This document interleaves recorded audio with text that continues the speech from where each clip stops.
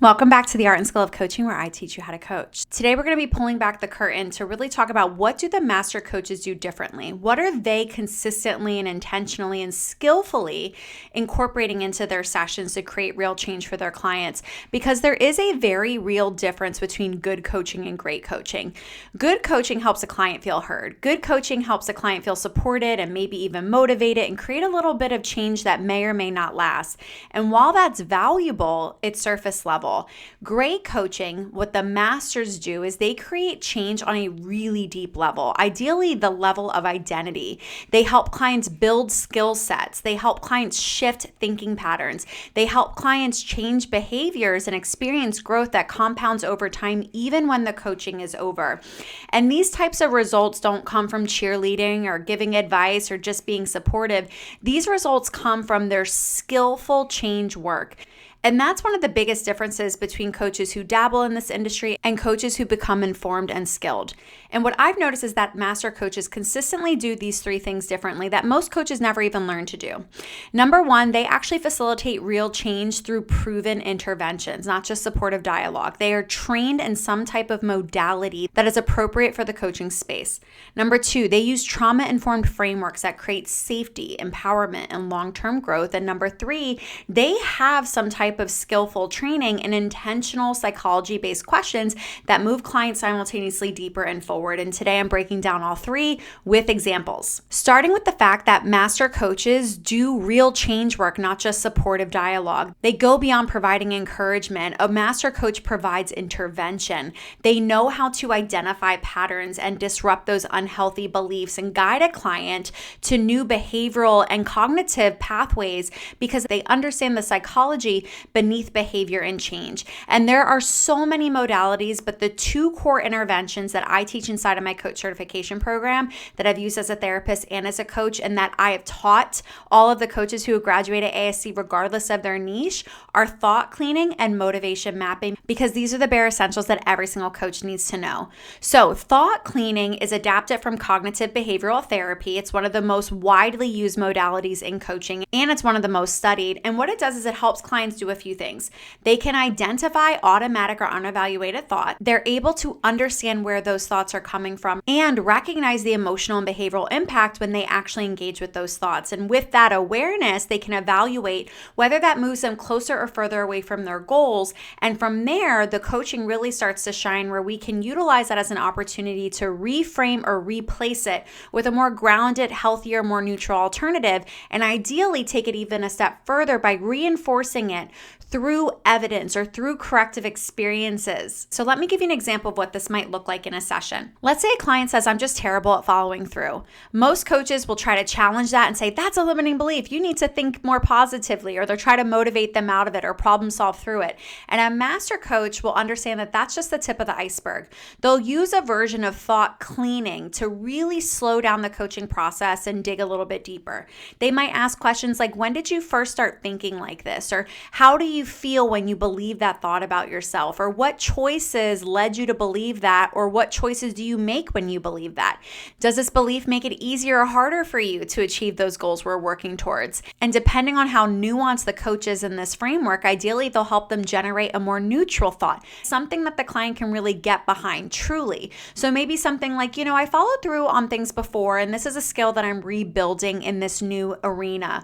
Or something like, I get things done that are important to me, and so my top values are blank. And then to really bring this home, they have them act on that thought so that they have tangible experience, some application, and ideally a corrective experience that when that recall bias comes back, they have something more positive and recent to work with. And doing this over and over again is how identity level change happens, through creation and then repetition of new thoughts paired with aligned action that creates corrective experiences. Another core intervention that I think is super important regardless of your niche is what I call motivation mapping. A lot of try to create motivation by inspiring, hyping up, or energizing their clients. And this is cute, but it's not sustainable. Master coaches know better. They know motivation is not inserted, it's elicited. And regardless of how the coach is feeling that day in terms of energy, they can motivate a client because they have the skill set of motivation mapping. And this is a form of questioning based off of motivational interviewing, which has a lot of research from the 80s that stems from the field of addiction. And you are helping a client client do a few things. You're helping them actually clearly identify and name the change they desire and exploring why that matters to them. What are the reasons this is important to them? And then taking it a step further and having them visualize what it will look like when they achieve that goal. Have them visualize what their life will look like with that change in place. How will they think? How will they feel? What will be different? And experience the emotional pull that that vision creates for them of that possibility. And then most importantly, this is the not sexy part, but the part that master coaches don't shy away from, is they have the client actually identify where they are currently and the choices they're making or the lack thereof that are keeping them from that desired result, and the gap that creates. And that healthy discomfort between where they are and where they want to be and their role in it is a really good place. That is called healthy discrepancy. And it's one of the most powerful natural motivators in behavior change. And it works best when it's healthy, meaning it's not too big that the client feels defeated and disempowered, but it's not too small that they can build tolerance around it either. A masterful coach also uses this as an opportunity to affirm their strengths and really help the client acknowledge all of their resources and their capability based on past or present moments before engaging in action planning, because clients won't attempt something that they don't on some level at least believe that they can achieve. And this is all science backed. It's replicable, it's a framework, it's adaptable, and when done well, it's extremely effective. And when you know how to do it, you can do it quickly. Like I said, there are so many proven frameworks and interventions you can use. We actually teach a bunch inside of the Art and Skill of Coaching that are universal regardless of your niche, but these are the two we kick off the training with because they are adaptable to any client niche and they're super effective. Master coaches also use trauma-informed frameworks because they know at least 7 out of 10 of their clients probably have a trauma history. And they know that they're not treating trauma, they stay in their lane, but they also know they must be trauma-informed to provide deep, meaningful coaching. And trauma-informed, again, is not being a trauma therapist or a psychologist, but it is recognizing when your client's behavior is protective versus problematic. It's understanding how past experiences of trauma usually shape current and present responses. You offer choice and autonomy in your systems, in your coaching, in your language, in your assignments, and avoid recreating power dynamics or pressure that can re-trigger a client.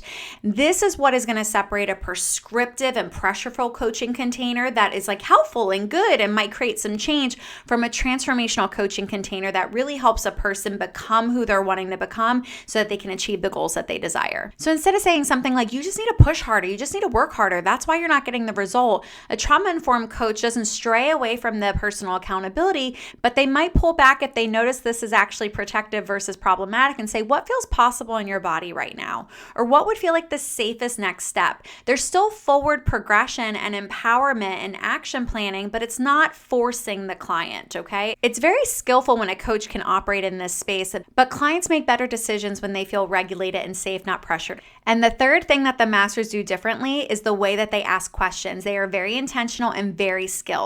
Great questioning is not intuitive, it's a skill set. Anyone can learn it. I know I had to learn it as a sales rep, I had to learn it as a therapist, and now as a coach.